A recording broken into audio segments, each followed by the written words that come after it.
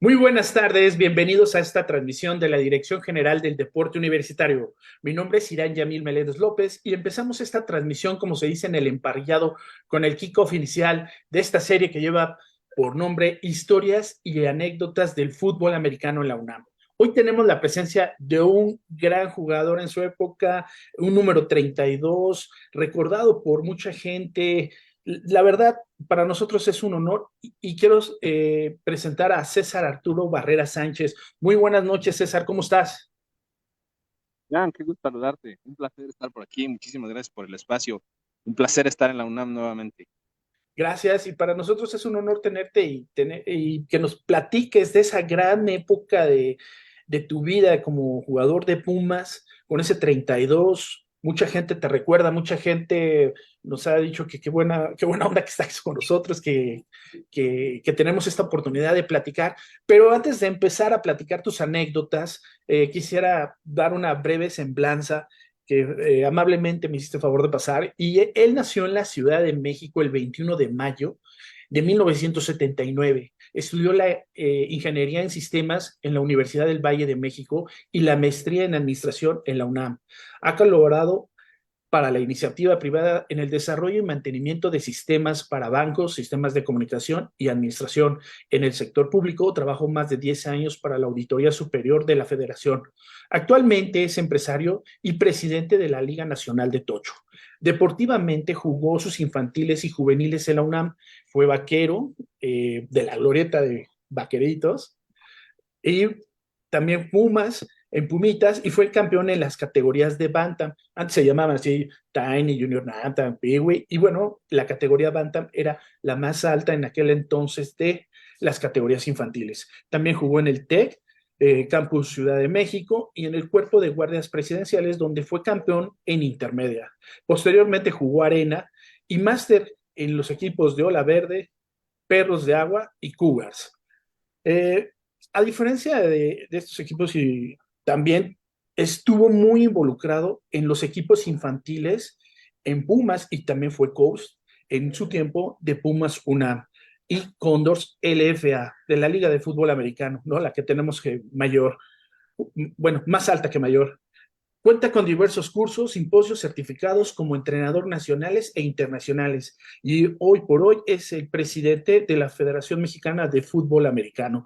Y es un honor tenerlo hoy para que platique sus historias con el mundo de las tacleadas, este meridaje, cómo llegó a ti, cómo te casaste con él, cómo ha sido este matrimonio en el fútbol americano.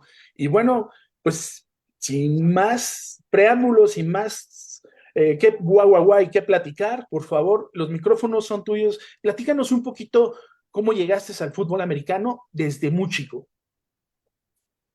Jan, muchísimas gracias por la introducción. Muchas gracias por todo este camino recorrido. Sin lugar a duda, recordar es vivir, ¿no? Fíjate que Exactamente.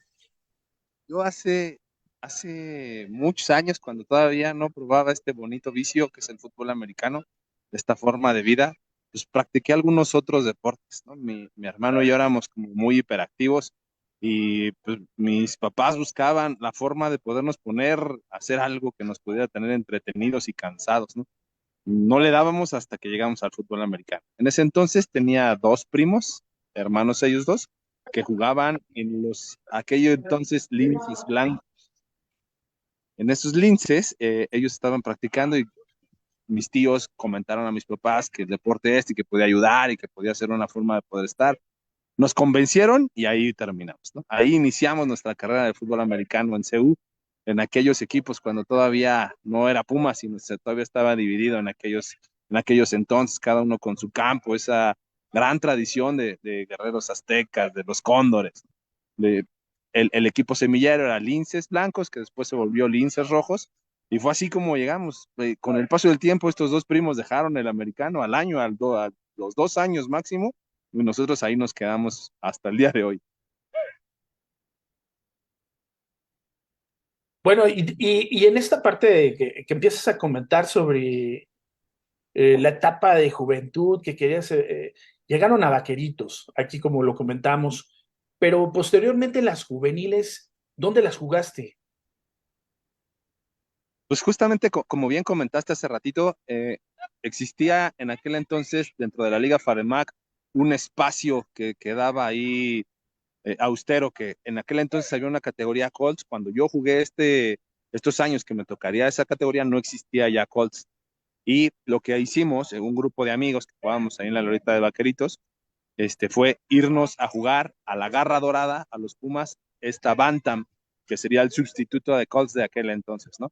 Para después regresar a las juveniles a Vaqueros y no saltarnos este año y este brinco. Mm, Creo que tenemos ahí un problema, se desconectó la transmisión, pero ya está regresando. Ok, Hola, ya hola. estamos de nuevo, sí, ya estamos de nuevo.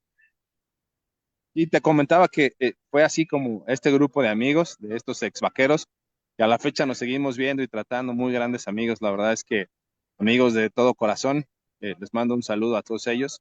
Eh, Muchos de ellos estuvimos ahí en la Bantam y regresamos acá a continuar con nuestra carrera en Vaqueritos.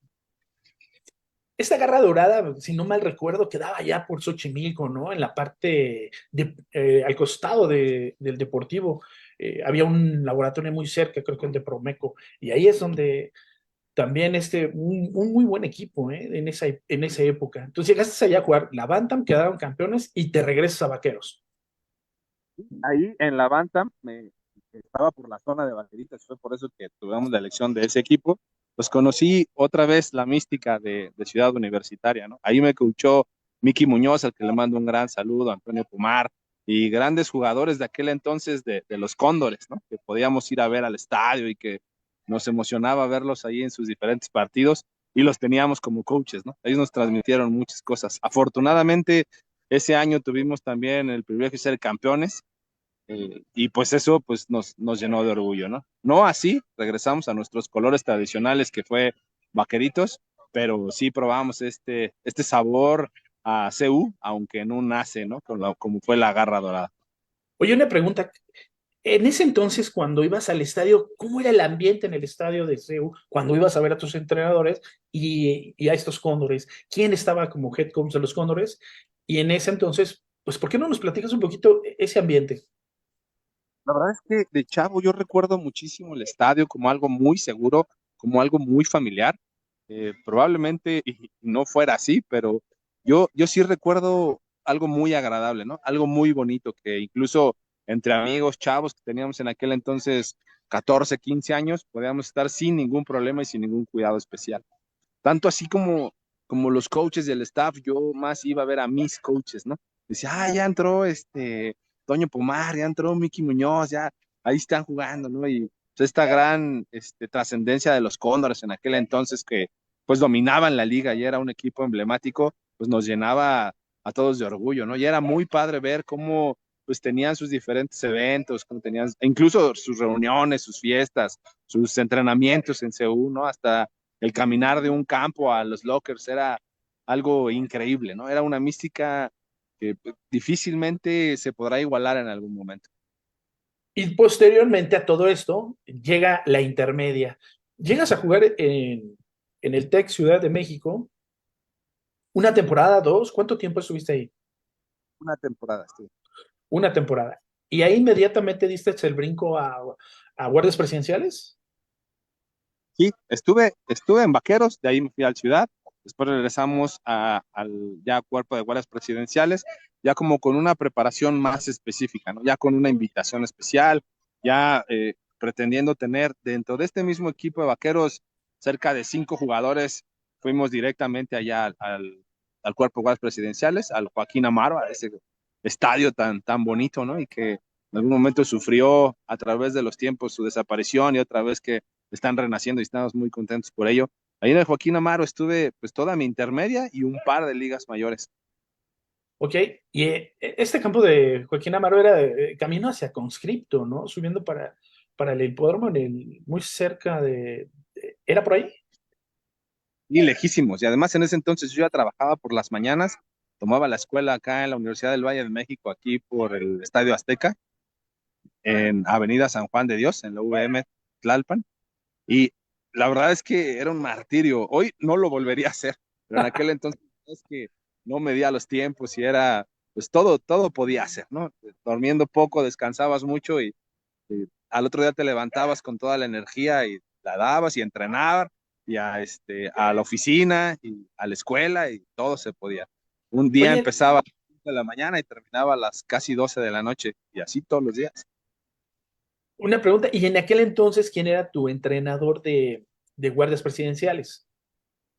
Eh, Desde Vaqueros conocimos a los hermanos Evangelista, a Alejandro y Mauro, ellos dos grandes coaches que tienen toda mi admiración. Hoy siguen siendo coaches. Alejandro está en Cancún y haciendo un gran trabajo, un apasionado del deporte y un estudioso muy, muy ad hoc y muy meticuloso de lo que está haciendo, ¿no? Toda su familia. Yo lo he visto en la grada con su esposa, en vez de estar platicando del día a día, haciendo scouts, ¿no? Con un cuadernito.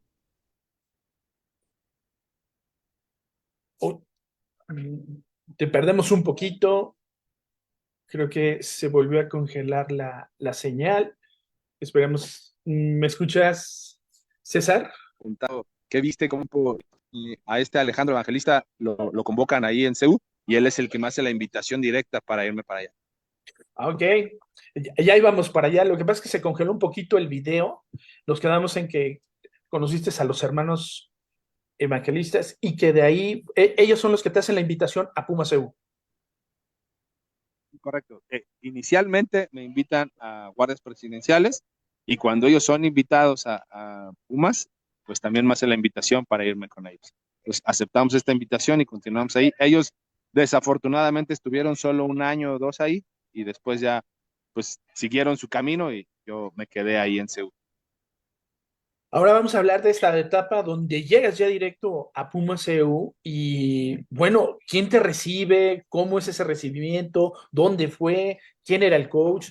Para que nos platicas un poquito, pues has estado primero en Vaqueritos, luego en Pumitas, luego regresas a Vaqueritos, luego te vas al TEC, luego te vas a Guardias y terminas jugando la mayor en Puma CU. Pero platícanos, ¿quién te recibe ahí? Omití contar que también jugué en Tigres del CCH Sur, Ah, ok. en esta fase entre y lo que proseguía, estuve también en el CSH Sur y ahí conocía a mucha de la generación con la que ya jugué yo en Liga Mayor, ¿no? Muchos jugadores que estaban en un grupo muy cerrado, muchos de estos jugadores con muchísimo talento y muy, muy místicos con las tradiciones de Pumas y un grupo muy cerrado, ¿no? Yo los conocí desde Tigres y cuando llego a CU, pues me los encuentro ahí, ¿no? Por supuesto, en una gama más amplia y con muchos más jugadores y algunos otros de otras organizaciones y de otras categorías, pero es ahí donde me encuentro con mucha gente que yo ya conocí. Oye, Aquí en CU, sí, sí, adelante, adelante. en esa época estaba el coach Polo Vázquez, el gran Polo Vázquez, le mando un saludo al coach. Él, la verdad es que un promotor de aquellas tradiciones Puma y un coach que hasta guapo se veía cuando se paraba al frente, ¿no? Muchas cosas se hablan de él, pero la verdad es que era un gran coach y un coach al que pues, le dejábamos mucho cariño y mucha pasión por este deporte. En aquel entonces se jugaban 10 grandes, estos 10 grandes de verdad eran 10 juegos bien difíciles, bueno, 9 juegos muy difíciles. Puedo decir que me tocó jugar con la generación donde hubo más jugadores mexicanos en la NFL. Fue cuando un mayor número de jugadores en la misma época estuvieron. Fue en aquel entonces.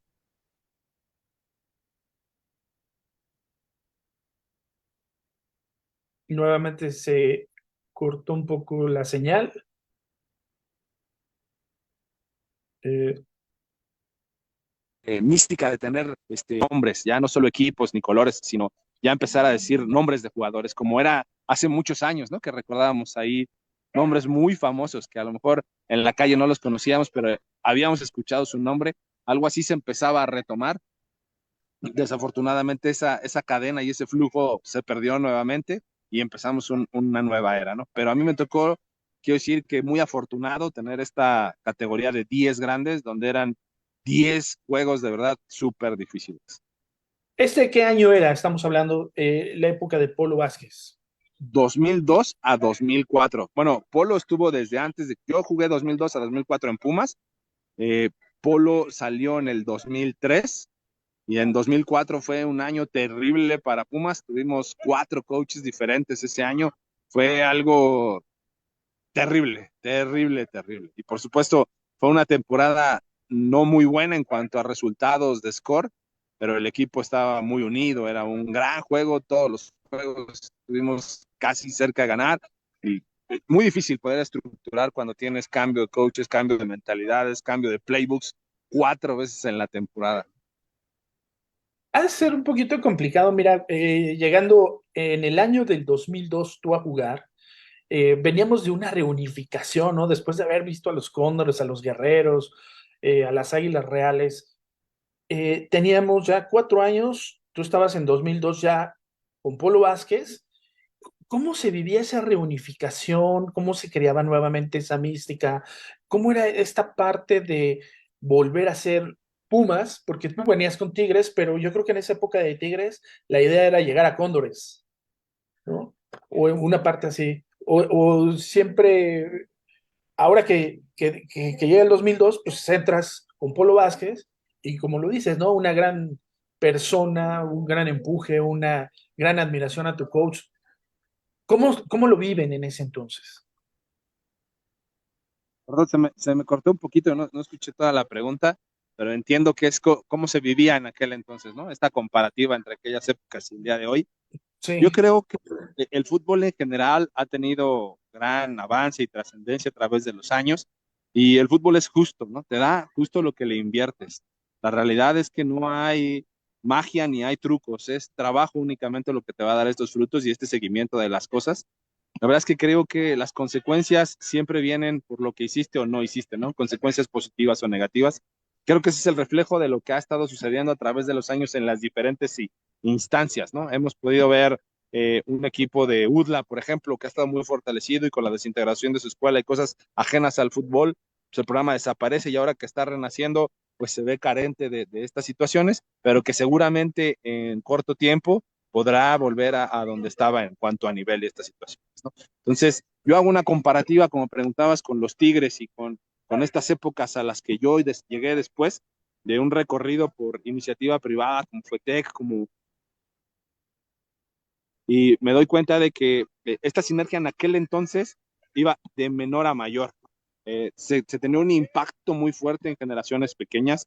Los grandes jugadores de Pumas, antes de unificarse como Pumas, que eran pues, los Cóndores, las Águilas Reales, los Guerreros Aztecas, tenían una mística muy grande con sus semilleros. Esta inversión del programa universitario en tener tanto fútbol y tantos niños, por supuesto que causaba un empuje tremendo hacia sus ligas mayores, ¿no? Y esto es donde se nutrían y tenían todo el talento. Por eso es que toda la gente quería jugar en CU. Hoy es un tanto diferente, ¿no? Hay que ir a buscarlos, ya no llegan solos. Hay que tener un reclutamiento, un programa y ver qué ofrecer, ¿no? Competir contra una beca o alguna situación. A veces mucho talento llega y se va. O sea, Pumas ha tenido muchísimos jugadores que después los vemos brillar en otras instituciones y creo que mucho es por eso, porque como universidad no ha podido ofrecer una carrera, incluso ni siquiera el ingreso a estas licenciaturas, ¿no? A estas carreras. Entonces, el amor a CU es muy grande, por supuesto, pero ha ido reduciéndose en cuanto a el decidir quedarte ahí o no. en ese entonces, por la invitación de los coaches, llegas a Pumas, pero después hay un amor, una mística, algo que adquieres de Pumas EU, que hoy por hoy la sacas, la dices, la comentas muy bien en esta cuestión, ¿no? Y tus colores, de un lado sí tienes a los vaqueros, pero yo creo que del otro lado tienes, pero muy clavado a la universidad. ¿Cómo se va formando esa mística, eso que llama? Porque lo que acabas de comentar sobre los programas en las escuelas particulares o las escuelas de nivel privado, pues hay otras ofertas, pero hay algo que tiene los Pumas CU y eso nos lo tienes que decir tú. ¿Qué es lo que tiene Pumas CU? No lo sabes hasta que lo vives. La verdad es que en mi época como jugador, tanto de Tigres como de Liga Mayor, platicando con jugadores de mi edad, que eran mis rivales, que nos veíamos en selecciones nacionales, decían, oye, ¿por qué pasas una novatada? Oye, ¿por qué estás ahí si no te dan nada, no? No tienes ni escuela, ni te ofrecen nada, ¿no? Es algo que no entiendes hasta que lo vives. Es tener esta institucionalidad con la UNAM, es algo indescriptible ya lo que no cambiarías por nada, esa es la verdad. Y no lo sabes más que cuando eres Puma.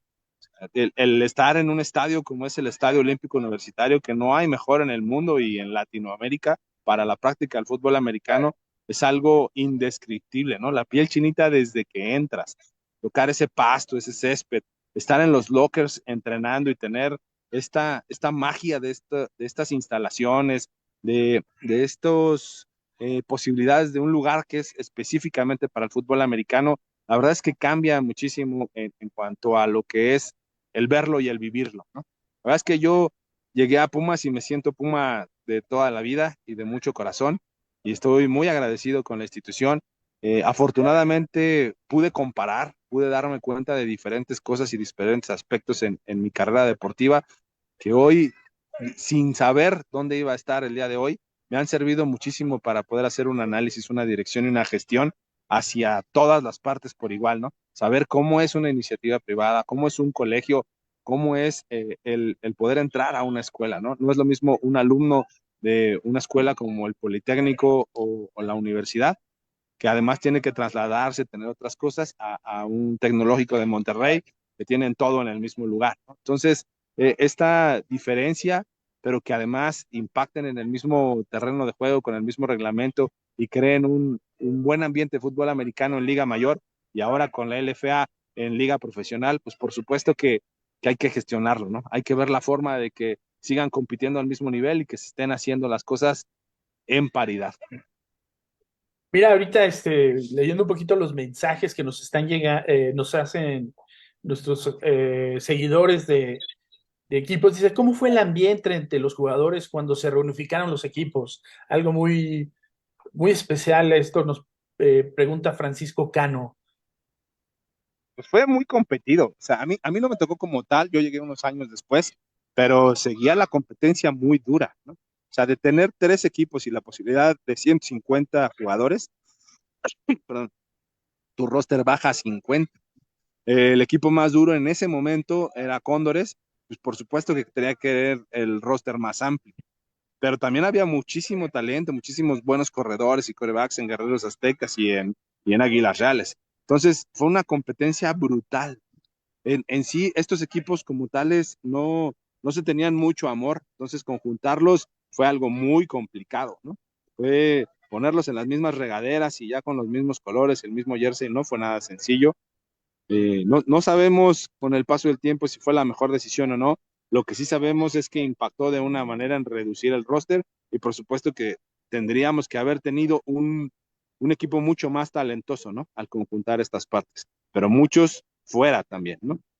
Platicaba yo en un desayuno hace un par de días con un buen amigo, Alex López Patoni, también exjugador de los Cóndores, corredor, qué pasaría, y él me decía la analogía de qué hubiera pasado si todos los exjugadores que hoy tienen hijos jugaran en CU, ¿no? Jugaran en Pumas.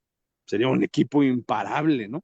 Tenemos a muchos exjugadores con hijos que han estado en otras escuelas, en otros programas de fútbol americano y que pues han sido jugadores de impacto, ¿no? Playmakers que han cambiado el rumbo de los partidos. También nos llega otra pregunta aquí, dice, ¿es equivalente el playbook a un sistema de fútbol americano? ¿Cuál es esa opinión que tienes tú? A fútbol americano se refieren a colegial de Estados Dice, Unidos. sí, a un sistema de FBA, sí. No queda muy Ah, clara la pregunta, pero ¿es equivalente el playbook a un sistema de FBA? Yo creo que ha de pues ser así, algo así como al fútbol americano colegial. el fútbol americano colegial tiene muchísimos programas, ¿no? Yo te puedo decir que hay muchísimos programas que son inferiores a lo que se juega en Liga Mayor, por lo menos en lo que hoy son los 14 grandes, pero también hay playbooks mucho más amplios, ¿no? Como son el Big 12 o los grandes, esos que vemos en televisión, esos grandes equipos, como Notre Dame, Michigan, Alabama, pues sí, por supuesto, son programas totalmente diferentes y mucho más extensos, ¿no? Aquí mucho del coach que hoy está en los programas de fútbol americano son muchos coaches empíricos, ¿no? Eso nos ha faltado muchísimo aquí, muchísimo tener una capacitación y certificación de ciertas cosas, ciertas medidas, ciertas restricciones específicas Muchos de nuestros coaches van a clínicas a Estados Unidos, comparten con algunas universidades los programas y eso nos ha permitido tener un crecimiento en este padrón de seguimiento. Pero lo que realmente ha pasado en una cadena general, por decirlo de alguna manera, es que el jugador se convierte en coach eventualmente, con este empirismo de lo que ha estado captando y es así como se llega a él, ¿no? No es que esté mal, solo es que nos faltaría un poco más de profesionalización para no solo leer los playbooks, sino empezar a desarrollarlos, ¿no? Y poder crear estos horizontes que creen este tipo de carrera deportiva hacia el fútbol americano. Gracias. También nos preguntan, oye, si nos podrías comentar contra qué equipo disfrutaste más anotar y si nos pusieras recordar la jugada en el contexto. Uf, pues la verdad es que eran grandes juegos todos, ¿no? Hoy tengo muchos amigos, muchas personas muy cercanas que aprecio mucho, muchos de ellos hoy sean head coaches de programas de, de los 14 grandes y a los que quiero y aprecié mucho como rivales, ¿no? Que nos veíamos ya en selecciones nacionales y que se podía ver. Yo veía juegos muy difíciles, pero sin lugar a duda no hay igual que el Pumas Águilas Blancas. Independientemente de cómo estuvieran los equipos, ese juego es el juego. No, bueno, lo que estás diciendo es algo que sí marca mucho, yo creo que en la vida de un jugador y sobre todo no es fácil, ¿no? O sea, no creo que, ¿cómo era la preparación? Platícanos un poquito, porque no es fácil, aún se sigue viviendo con intensidad. Debo de comentar que uno también cuando está narrando el juego se apasiona y duele, ¿no? Y no es lo mismo terminar ganar a terminar, bueno, buenas tardes, nos vemos hasta el próximo juego, ¿no? ¿Por qué no nos platicas esa mística o esa preparación? ¿Tenías algo en especial antes de jugar contra el equipo de las Águilas Blancas? Pues sí, ese día se llenaba de prensa, se llenaba de público, se llenaba de comentarios. Teníamos ahí algunos documentales que hicieron algunos seguimientos, hasta mi trabajo, la escuela, ¿no? Con la novia y con todo el recorrido ahí que pasábamos. Era una semana especial. Esa semana no se vivía como las demás. Y por supuesto que el juego, aun como estuviéramos en la tabla y como el equipo estuviera, ese día era morir. La verdad es que ese día era un gran juego, ¿no? Y siempre se cambiaba de horario, siempre habría muchos porros. A mí me tocó jugar el último clásico como clásico y la verdad es que fue increíble, ¿no? El Pumas Águilas Blancas era muy especial, pero el clásico, la selección de los equipos politécnicos contra la selección de los equipos de la UNAM, era algo también muy especial, ¿no? Yo recuerdo eso como algo grato, algo grande y que creo que a la fecha es el juego que más jala. Bueno, pues mira, quiero comentarte y mandar saludos porque hay mucha gente que nos ha dado like y está siguiendo esta transmisión, pero sí, ya Viso, Claudia Velázquez, Salvador Cabrera, José Carrizosa, Alfredo Rodríguez, Gus Rodríguez, Clarita Salas, Cristian Gutiérrez, Israel Hernández, Roberto Carlos, Rob Trainer, David Reyes, también nos siguen tanto por Puma CEU como Deporte UNAM, Maricela Toledo, muchas gracias que estás con nosotros, Margarita Rangel, Luis Bolaños, Ernesto Solís, César Márquez, Julio García, Francisco Cano, Oscar Eduardo, Rocío Fernández, Elvis Ríos y bueno, pues se siguen sumando gente y aquí estamos, mucha gente muy interesados en saber pues estas historias del número 32. Oye, ¿por qué tenías ese número, ese 32 de Pumas EU? En aquel entonces, ¿cuál era ese motivo? Mis infantiles, por algunas razones, cogí el número 44 y lo peleé hasta el último momento. Era como que cuando alguien lo quería, ganabas la yarda, o el que hacía más yardas, el que llegaba más temprano, mejores calificaciones, en fin, lo que se le ocurriera al coach, ¿no? Hasta que llegué a Pumitas con Mickey Muñoz. Mickey Muñoz jugaba con el 32 y me dijo, tú no puedes jugar con el 44, tú eres un jugador mucho más elusivo que ese número, entonces necesitas usar este. Lo adopté, le hice caso, funcionó muy bien, y pues desde entonces usé el 32. Muy bien. Oye, pues vamos a pasar una serie de fotografías que nos hiciste favor, porque son muy significativas para ti, y pues nos vas narrando todo esto, ¿no? De tu parte de tu vida, de tu carrera, de esta ocasión en la cual pues, has sido llena de triunfos, y bueno, pues, ¿qué te parece si las mostramos? No, gracias. Voy a compartir la pantalla. ¿Ya se ve? Sí, yo la veo. Ok, bueno, empezamos con un collage, con las grandes jugadas. No sé, ese fue el que varios amigos nos hicieron favor de pasarnos algunas de las fotos con los que jugaste. Y bueno, mira, aquí están. ¿Qué te parece? Oh, muy bonito, grandes jugadas. La mayoría en el Estadio Olímpico Universitario. Grandes juegos. La verdad es que increíble ver estas fotos de nuevo. Sí. Y bueno, pues nos hiciste favor de pasarnos esta fotografía. ¿Por qué no nos platicas? Porque es muy significativa por ti.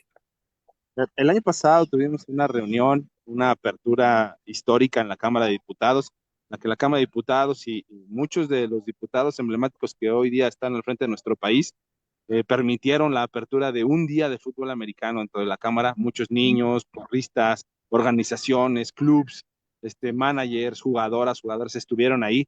Pues fue un día dedicado al fútbol americano en el Pleno, en el patio central de la Cámara de Diputados. Pues fue hacer historia, ¿no? Ver de qué tamaño es, impactar un poquito a aquellos que no están tan cercanos al deporte y que se dieran cuenta cuánto se practica y dónde se practica, ¿no? Asociaciones de todo nuestro país estuvieron ahí presentes con una pequeña exposición de lo que es su estado, de lo que es el fútbol en su estado.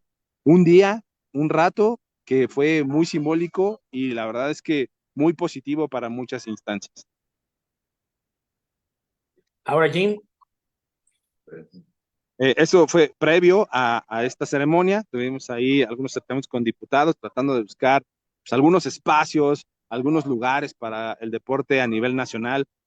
Hoy muchos de ellos son realidades, muchos de ellos ya tenemos nuevos espacios o algunos que se fueron reestructurando.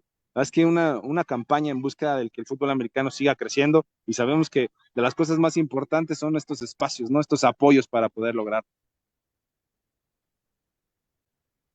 en una entrevista muy, muy joven y con el cabello amarillo. Era mi año de novato ahí en Pumas, el programa que en aquel entonces era de los más famosos de Broso, que tenía ahí el Mañanero. Nos invitó después de un juego justamente contra Águilas Blancas. Tuvimos ahí una pequeña entrevista y hablar un poquito de qué era esto, ¿no? El Pumas Águilas. Él decía una referencia como los Montesco y los Capuletos, ¿no? Entonces fue un día muy bonito para. Bueno, y en aquel entonces, cuando estabas en este rollo de, bueno, pues la sensación, el juego, ¿qué pasaba por tu mente? ¿Te imaginabas otra cosa o había algo más allá? Pues la verdad es que yo me enfocaba mucho a disfrutar el proceso, ¿no? Día a día, juego a juego, sin saber qué iba a pasar y a dónde nos iba a llevar el destino. Creo que es algo que hasta el día de hoy me ha funcionado mucho y es disfrutar ese día y dar el máximo en lo que estés haciendo, ¿no? Sin saber cuál será la consecuencia más allá de lo que es ese día. Ahora tenemos una presentación de gala, ¿no? De la Liga Sí, FBA. ahí me acompaña Diana Flores, que ha sido una gran motora el día de hoy, una gran jugadora de Black Football, corredora de la selección nacional, que es la embajadora a nivel mundial de FBA, por la Federación de Fútbol Americano, y que nos ha logrado el día de hoy podamos anunciar que Black de su juego olímpico. Un gran trabajo de gestión y que ha dado de ella y en su compañía como jugadora, lo que algún día yo quisiera haber podido hacer, que ella lo está haciendo, y como jugadora pues están abriendo muchos caminos para otros jugadores, para nuevas generaciones. Entonces, a nivel internacional está impactando positivamente. Es por eso que era importante mencionar que Diana es la que. Acá tenemos otra fotografía. Esta fotografía es de una presentación de la Liga FADEMAC, aquí en el Estado de México fue esta. Esta es como una referencia nada. ¿Y aquí? Ahí estoy con mi hermano, justo ya pues, después de haber terminado Liga Mayor en este juego después de máster diferentes. Aquí fue un día que hicimos para un partido donde nos invitaron para dar juguetes a niños de una casa hogar. Todo lo que se colectara de ese juego se iba a donar. Entonces es una foto de ese día.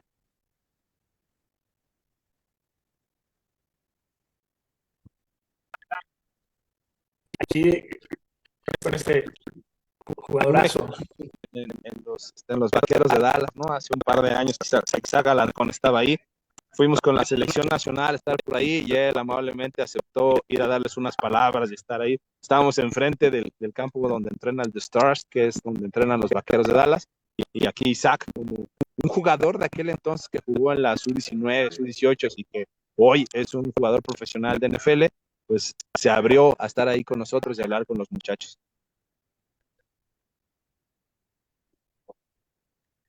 Muy buena foto. Es la ola verde, justamente, ahí Búfalos de Toluca, me parece que es la fotografía de esos años de aferrados, ¿no? Donde ya terminas de jugar Liga Mayor y todavía quieres seguir dando. En aquel entonces no había Liga Profesional, lo más cercano era esta, que era la Máster, y pues ahí seguíamos, dándole. El gusanito, ¿no? Es Sí, que ese sí, sí. gusanito de equiparse es, El híjole, bonito inicio. eh,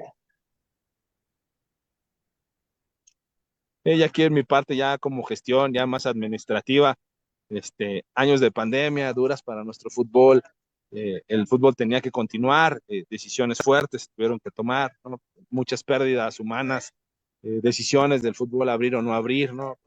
Cómo afectaba esto a las organizaciones y todo. El día de hoy podemos decir que lo hicimos muy bien, que la libramos y que tuvimos muy pocas bajas y que nuestro fútbol hoy está recuperando todo lo que está perdiendo, ¿no? Entonces la estrategia fue correcta, pero en ese momento no podríamos saber. una etapa difícil, ¿no? Difícil para el fútbol americano y para todos, la época de la pandemia. Sí, por supuesto. Aquí donde estamos, Oh, este es en un torneo en Israel hace un par de años. México quedó con 2 medallas de plata, de mis primeros eventos internacionales al frente del fútbol de México. Y aquí pues llevando de la mejor manera a nuestras elecciones, ¿no? Además de procesos y el crecimiento, creo que era importante poner algo aquí. pues excelentes fotos muy significativas. Algo que podemos resaltar, pues es difícil gestionar, es difícil llevar a cabo esta federación, el tener, no da margen de error a veces, ¿no? Todo esto, pero yo creo que se ha hecho bastante bien, tenemos una gran responsabilidad todos en ir mejorando poco a poco el fútbol americano, en impulsarlo, en apoyarlo, ser críticos, pero sí muy objetivos, y yo creo que ese es el valor que podemos dar a todo este trabajo. Y ahí para cerrando este programa, ¿tú qué nos dirías? ¿Qué te ha dejado esta universidad? Todas estas anécdotas, estos juegos, haber vestido con el número 32, tener un sinnúmero de fotografías, pero al mismo tiempo, como lo dices, me hubiera gustado ser el embajador. Yo creo que has hecho, es difícil, pero has sido un gran embajador del fútbol americano. ¿Cómo se puede resumir entre la historia, luego seguir jugando, luego dejarlo y ser ahora el administrador o la parte empresarial? Yo creo que se refiere a lo mismo, ¿no? Al principio, que desde niño te hace estar en un campo todos los días, sin comer, con lluvia, con frío, con tarea y esperando, es que este bonito deporte te atrapa y siempre hay algo que devolverle. Yo sé que no todo es color de rosa, pero la verdad es que puedo apostar y jurar que por lo menos en México la mayoría de las personas quieren el bien del fútbol americano.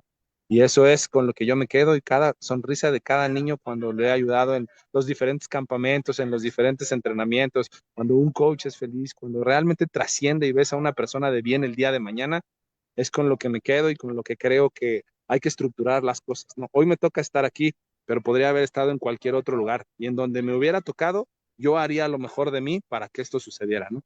Poner esa plataforma para que cada vez cueste menos trabajo y podamos desarrollar más. No es que trabajen menos, sino que lleguen más lejos. El apoyo del fútbol americano se ha notado y se ha hecho, es un trabajo muy importante y muy sólido. Yo creo que ahí tenemos que juntarnos hombro con hombro y salir con toda la línea para que nuestro backfield pueda correr perfectamente y llegar a esa anotación. Para cerrar y terminar nuestra entrevista, ¿qué te ha dado la universidad? ¿Qué te dejó en ti? ¿Cuál es ese sello que tiene César Barrera en este recorrido por el fútbol americano, pero sobre todo en Pumas EU? CEU es un estilo de vida, ¿no? El deporte como tal, el fútbol americano, es una forma diferente de vivirlo y quien no lo practica no lo entiende, ¿no? Quien está aquí inmerso sabe que te dedicas a esto y ya, ¿no? Te olvidas de vacaciones, de fiestas, de muchas cosas que la gente normal haría, ¿no? Pero en CEU las cosas todavía tienen una mística especial, ¿no? Aun cuando ha estado en sus peores épocas o en sus mejores, nunca deja de ser CEU. CEU es un lugar al que llegas y te enamoras, respiras azul y oro. Es algo difícil de describir, pero la verdad es que con mucho cariño. Yo cada que puedo estoy ahí, trato de seguir a los jugadores de Liga Mayor, a las infantiles, estar ahí con los Tigres, trato de estar cerca por un cariño especial. Pero también sabemos que de repente hay que apoyar, hay que sumar, hay que poner, y eso es lo que tenemos, ¿no? También es una porra muy crítica, pero también es muy enamorada y apasionada de este. Pues por supuesto, el fútbol americano nació con la UNAM, películas de historia, de aquellos, del cine dorado, ¿no? Donde se ve ya, pues, diferentes artistas en diferentes épocas del año y ya está ahí CU, ya se hace presente en nuestro deporte y por supuesto es un ícono y una columna vertebral del deporte en nuestro país. Entonces, enamorado de él y siempre agradecido. Pues César, pues quiero agradecerte mucho el que hayas compartido esta plática, esta historia, este meridaje entre buenos recuerdos y saber lo que es la parte administrativa y sobre esta responsabilidad, ¿no? De ser este embajador, este punto más, esta yarda más que tenemos que ganar para dejar el fútbol americano en alto. Muchas gracias, yo te quiero agradecer, la verdad. Ha sido un honor tener esta charla y esta tertulia. Y esta va a ser tu casa. Cuando gustes aquí, vamos a tener otra charla y créeme, realmente tendremos otra plática más adelante.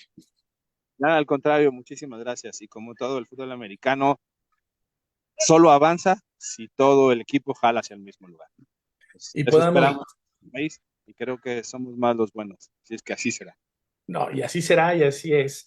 Y bueno, yo quiero agradecer al equipo de comunicación social de la Dirección General del Deporte Universitario para llevar a cabo esta transmisión, a Carlos Martínez, a Viridia Jiménez, a Ana Sofía López y a Aníbal Castañeda. Reitero mi agradecimiento por la confianza brindada para formar parte de este proyecto del deporte universitario. Los invitamos a que sigan nuestras redes sociales como Deporte UNAM y también nuestra página web deporte.unam.mx e invitarlos que este sábado escuchen Goya Deportivo. Es a partir de las 8 de la mañana por Radio UNAM. Ahí nos va a dar un gusto platicar y que nos escuchen de todos los logros de nuestros atletas universitarios. De verdad, ahí nos vemos, es la hora, las 8 de la mañana. Y un saludo a nuestro productor, Neftali Zamora, que siempre está al pendiente también de esta transmisión. Llegamos al fin de nuestro programa. Yo soy Irán Yamil. Nos vemos el próximo jueves en otra emisión más de historias y anécdotas del fútbol americano. Gracias, César. Ha sido un honor tenerte. Y la verdad, pues ya estaremos en otra tertulia de fútbol americano. Esto que nos apasiona. Gracias, Goya. Goya. Exacto. Hasta pronto.